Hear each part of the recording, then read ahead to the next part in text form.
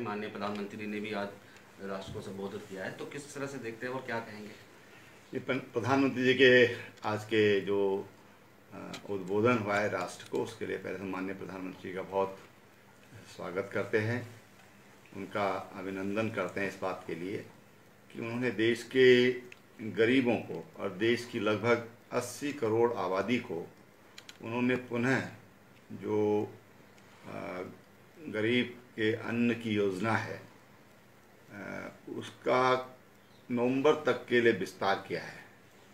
इससे हमारे उन करोड़ों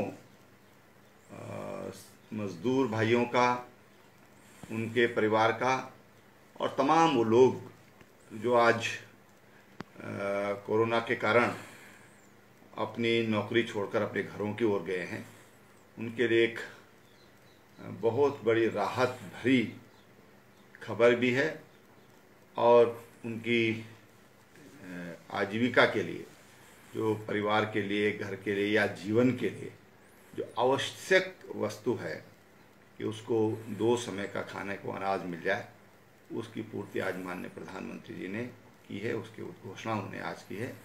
उसके लिए माननीय प्रधानमंत्री जी को जितनी बधाई दी जाए मैं समझता हूँ कि वो बहुत कम होगी।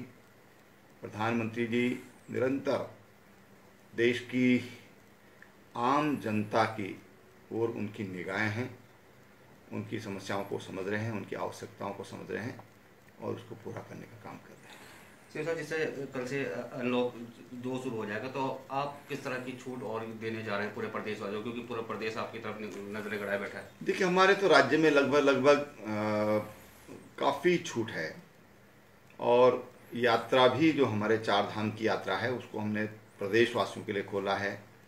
जो हमारे पर्यटन है, जो होटल व्यवसायी हैं और जो पर्यटक जो यहाँ पर आना चाहते हैं, उसके लिए भी उनके लिए रास्ता खोला है कि लोग यहाँ पर आ सकते हैं, होटलों में ठहर सकते हैं।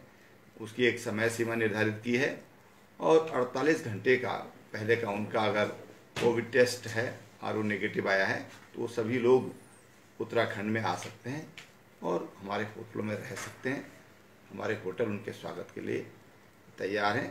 होटल वालों का अनुरोध था तो उसको हमने पूरा किया है और अभी उत्तराखंड राज्य के लिए हमने खोला है। मैं समझता हूँ कि कुछ दिन के बाद हम इस पर और विचार कर सकते हैं। इंटर स्टेट तो हमने खोला है सर, जो अंतर्राज्यीय है और जो बाहर से आने वाले हैं उनको हम कब तक? देखिए, पर्यटकों के लिए तो हमने सभी को खोल दिया है, सभी यहाँ पर आ सकते हैं, बशर्ते कि उनका कोविड टेस्ट ये 48 घंटे के अंदर हुआ हो तो यहाँ पर आ सकते हैं, यहाँ पर रह सकते हैं और उनको किसी तरह की तकलीफ न हो, ये हम उनकी चिंता करेंगे। अगर हम कोविड-19 की बात करें, हमारे प्रदेश की स्थिति किस तरह से देखते हैं आप, क्योंकि जिस हिसाब से आंकड़े बढ़े थे और अब हम किस स्टेज पर हैं? देखिए, ये पूरी संभावना थी जो आंकड़े बढ़े हैं और हमको ये लगता था कि एक समय पीरियड ऐसा आएगा जब हमारे जितने भी लोग बाहर से आ रहे हैं, इनका जब टोटल टेस्ट होगा एक बार बढ़ेगा, ग्राफ निश्चित रूप से बढ़ेगा, उसकी हमको परिकल्पना थी। क्योंकि लगभग जो लोग NCR से आ रहे हैं, नई दिल्ली से, या जो महाराष्ट्र से आ रहे हैं, तो लगभग 20% के आसपास जो लोग हैं उनके कोरोना टेस्ट ये पॉजिटिव आ रहे हैं।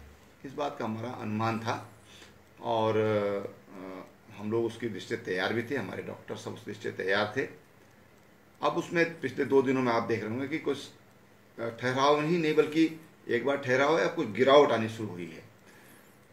हमारा ध्यान उस पर पूरी तरह अभी केंद्रित है, क्योंकि जरा सी भी लापरवाही हुई तो फिर ये संख्या बढ़ सकती है और इसलिए सतत हम अपने जो बॉर्डर्स पर जो लोग हमारे आ रहे हैं उनकी चेकिंग, उनकी ट्रैवल हिस्ट्री और उन पर देख रेख वो हम लगातार हम रखे हुए हैं, जिसको हम अंग्रेजी में सर्विलांस कहते हैं।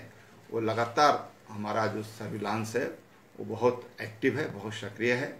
हमारे जो फ्रंट लाइन वर्कर हैं, हमारी आशाएं हैं, जो लोग भी कोविड में जिनकी ड्यूटी लगी है, सब बहुत अच्छी तरह से अपनी ड्यूटी निभा रहे हैं, ये मैं कह सकता हूँ। कितना मुश्किल भरा दौर था सर ये राज्य के लिए, जिस तरह से? देखिए, दौर तो मुश्किल जैसा ही है। अभी भी मैं ऐसा नहीं मानता कि मुश्किल समाप्त हो गई है। मैं तो प्रदेशवासियों से ये कहना चाहूँगा कि आप सावधानी बरतें।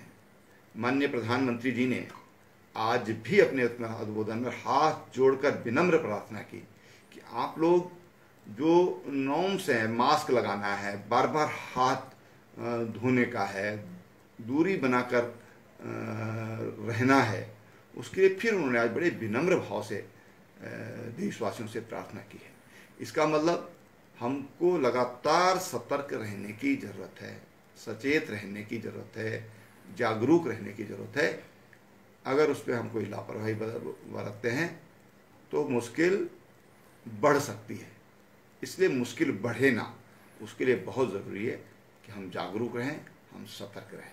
सर, कुछ आकलन हो पाया कि कितना नुकसान पूरे प्रदेश को इस समय हुआ जिस तरफ से लॉकडाउन रहा 3 महीने और उसके बाद अभी? देखिए, अभी सारी चीज़ें अभी जारी हैं। ये महामारी है, इससे तरह तरह के दुष्परिणाम स्वाभाविक है, इसलिए इसको महामारी कहा गया है। सामाजिक, आर्थिक, हर मोर्चे पर, यहाँ तक कि मानसिक रूप से भी बहुत दिक्कतें होती हैं। जब महामारी है तो चारों तरफ से घेरती है। बस इस महामारी से हमको बचकर निकलना है, इसके साथ हमको लड़ना है, पर लड़ाई सतर्कता से ही लड़ी जा सकती है। जब तक इसके लिए कोई औषधि या कोई वैक्सीन आती है, तब तक इससे दूर रहकर हम बच सकते हैं। इससे बचाव का एक ही रास्ता और सरल रास्ता है, और मैं बार बार कहता हूं कि 0 बजट का रास्ता है, और वो 0 बजट का रास्ता है सामाजिक दूरी, फिजिकल डिस्टेंस।